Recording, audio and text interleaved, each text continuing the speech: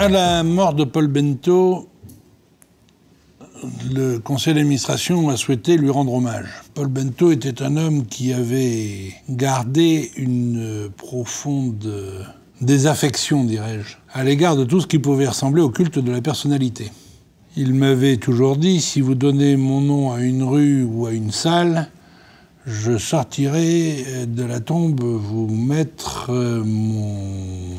Imaginez ce que vous voulez. Cela étant, je ne souhaitais pas, et le conseil d'administration partageait mon point de vue, que nous ne mettions pas en place des structures, des éléments qui permettent de conserver tout à la fois la mémoire de son nom pour les générations à venir, mais aussi qui viennent prolonger son action.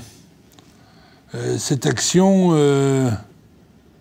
Paul Bento l'a mené tout au long de sa vie militante en faveur du droit à la santé, droit aux médicaments avec les pharmacies mutualistes, droit au droit avec la protection juridique, et au carrefour de l'action qu'il avait pu mener dans le cadre de la mutualité, santé, réparation des préjudices corporels et de la Matmut, réparation des traumatismes, il est apparu qu'une fondation orientée plus spécialement vers le soutien d'une recherche appliquée qui intervienne surtout autour des problématiques liées aux difficultés de mobilité post-traumatique ou lié au vieillissement,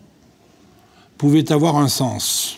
D'autant qu'on pouvait trouver un certain nombre d'actions à venir relayer, à venir soutenir, à venir favoriser dans le champ des réalisations mutualistes. La volonté de rendre hommage, la volonté d'être dans l'action concrète, pertinente, pas forcément sur des sujets... visant un prix Nobel. La question, elle n'est pas là. La question, elle est d'améliorer les choses au quotidien.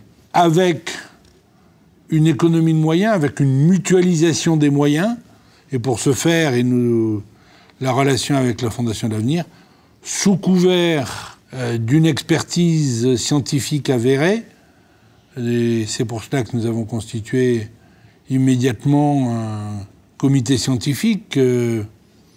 Le premier président du comité scientifique de la Fondation, si mes souvenirs sont exacts, c'était Pierre Carly, dont le patron du SAMU de Paris, c'est quand même pas... C'était aussi placer l'ambition, à travers la composition de ce comité scientifique, placer l'ambition à un niveau immédiatement élevé pour pouvoir être en capacité de répondre. Voilà comment est née la Fondation Paul Bento. Et je pense que ces objectifs, en relais avec l'action des structures mutualistes, sont toujours au fronton de la Fondation. Évidemment, 10 ans sont passés, il ne peut pas avoir honte ni désavouer l'action qui a été faite sous le couvert de son nom dans cette fondation, et c'était l'objectif.